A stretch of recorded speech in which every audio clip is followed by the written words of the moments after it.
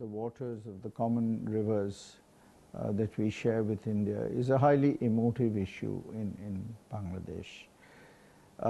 I think the whole Teesta water sharing agreement needs to be seen from that perspective. Just as, in my view, the Ganges water sharing agreement, which was signed in December of '96, when Sheikh Hasina was Prime Minister for the first time. I was then Foreign Secretary.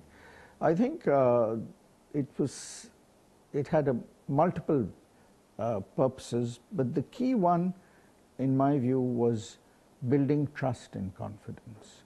And I think that's why the Teesta water sharing agreement has assumed so much importance. And in my view, this is appreciated and recognized by certainly the Indian government, and I would add to that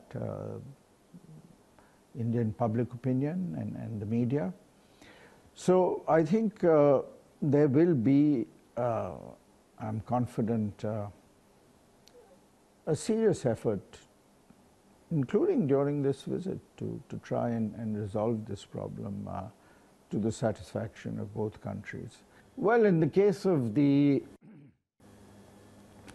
arms supply from China to Bangladesh, this has now been going on for the last 40 plus years.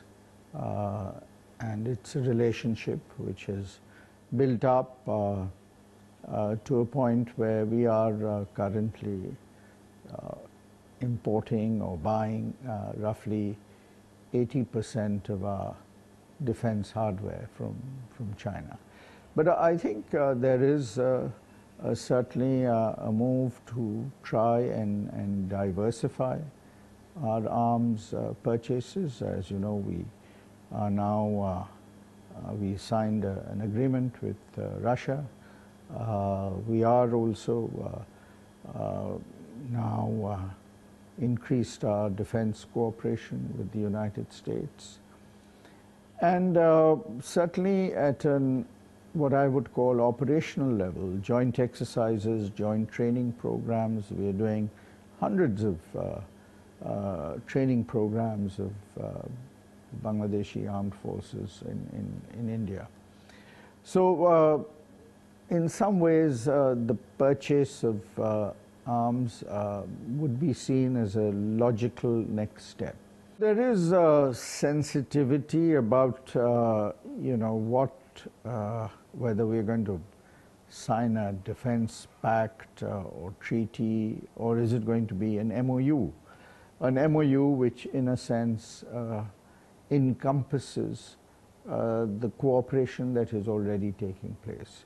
So as I mentioned, we have joint exercises, we have training programs, there are various other activities, exchange of high-level visits. We had the Indian Army Chief in Dhaka just a few days ago.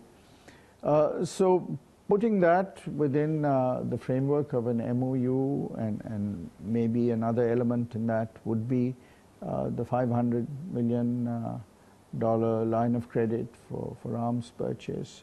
So in a sense, reflecting what is actually happening on the ground. I would think that that should not cause any anxiety to anyone in Bangladesh.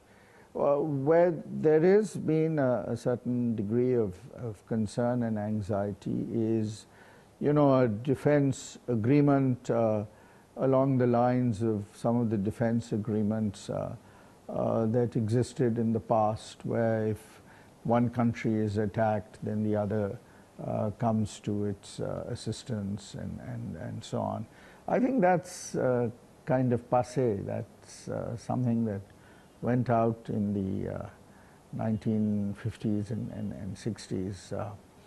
And to speak in terms of either a 5-year or a 25-year defense treaty, I frankly don't think that anything like that is in the offing.